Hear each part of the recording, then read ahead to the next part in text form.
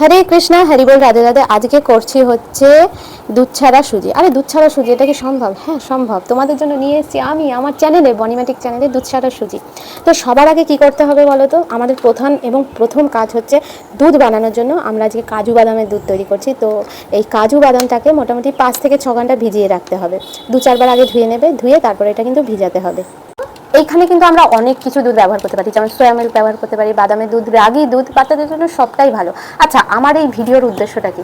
আমরা ধরো বাইরে যাচ্ছি, এই যে অনেকে পাহাড়ি জল শ্যুট করে না, ফুড পয়জন হয়ে যায়, বাচ্চাদের নিয়ে যাওয়া হয়, তখন কিন্তু সবসময় দুধ অ্যাভেলেবেল থাকে না, কিন্তু ছোটো বাচ্চা আর ঘুরতে যেতে কার না ইচ্ছে করে বলো? সবসময় একঘেয়ে ঘর থেকে, মানে মেয়েদের বেরোনো মানে হচ্ছে এই সংসারের ছাতা দেওয়া, রান্না করা, মানে রেগুলারের যে কাজটা, তার থেকে মুক্তি পাবা। আর এই দেখো, মিক্সচার গ্রাইন্ডারে পেস্ট করার পরে এই যে দুধটা বানালাম, মনে হচ্ছে কি এটা গরুর দুধ থেকে কিছু ভিন্ন?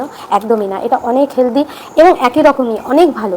ইনফ্যাক্ট গরুর দুধ যেটা স্বাদ হয়, আমাকে মনে হয়, মানে বেসিক্যালি আমার মনে হয় এই স্বাদটা আমার বেশি ভালো লাগে।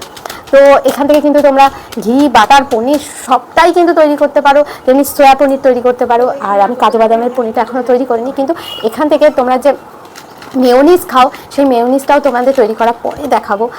তো এইটা কিন্তু অনেক হেলদি, অনেকটাই হেলদি এবং নো সাইড এফেক্ট। সবথেকে বড় কথা, নো সাইড এফেক্ট।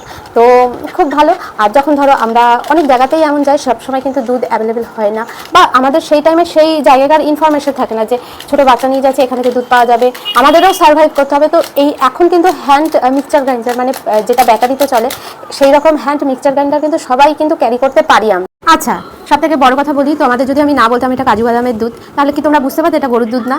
ঠিক আছে?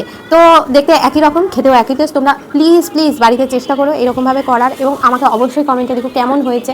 এত সুন্দর সুন্দর তোমাদের ভিডিও দেখাচ্ছি, মানে সুন্দর রান্না দেখাচ্ছি, যেখানে তোমরা বাইরে গিয়েও সার্ভাইভ করতে পারো। আমি অনেকে দেখেছি বাইরে গেছে, শরীর খারাপ হয়েছে এবং খেয়েছে, তাতে বাচ্চারও সমস্যা হয়েছে, বাড়ি এসে মায়েরও সমস্যা হয়েছে। তো এরকমভাবে কিন্তু আমরা মিনি গ্যাস যখন বাইরে নিয়ে যাই, তখন কিন্তু এরকম কিন্তু খুব ইজিলি, মানে 5-7 মিনিটের মধ্যে কিন্তু আমরা তৈরি করে নিজেরাও খেতে পারবো, আবার বাচ্চাদেরও খাওয়াতে পারবো। মিনি গ্যাস কিন্তু এখন সবসময় ক্যারি করা যায়, ট্রেনে গেলে, প্লেনে নট অ্যালাউ। তো এইরকমভাবে কিন্তু আমরা কিন্তু সার্ভাইভ করতে পারি বাচ্চার জন্য, নিজেদের জন্য, এবং সঙ্গে একটু আটা নিয়ে গেলাম, একটু লুচি করে নিলাম বা রুটি করে নিলাম, তাও কিন্তু করা যায়, কড়াইয়ের মধ্যে একটু হালকা ঘি দিয়ে সেঁকে। তো দেখো কত সুন্দর সুন্দর আমরা নিজের মাথা থেকে কিন্তু খুব ইজিলি আমরা যে কোনো জায়গাতে গিয়ে আমরা কিন্তু সার্ভাইভ করতে পারি, মানে অন্যের ওপর নির্ভর না করেও। আচ্ছা, সুজিটা করার সময় কিন্তু একটু বেশি করে দুধটা মানে পাতলা করবে। কেন বলো তো?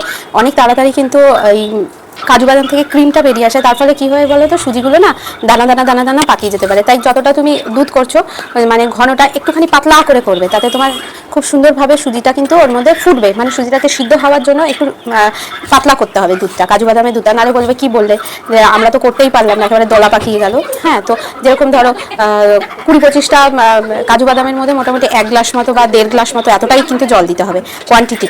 ঠিক আছে? সেটা আমি বলে দিলাম। এরপরে দেখো, আমি যেহেতু গুড় খাই, এবার গুড় খাওয়া, চিনি খাওয়া সবই বলে একই ব্যাপার, তো যাই হোক আমি গুড়টাই প্রেফার করি।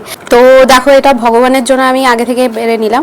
তো রাধে রাধে, সবাই ভালো থেকো। আর কেমন হয়েছে আমার এই রান্না, আমার এই ভোগ রান্না রেসিপি তোমাদের সবাই কিন্তু জানিও। তো ভালো থেকো, সুস্থ থেকো, আবার দেখা হচ্ছে পরের ভিডিওতে।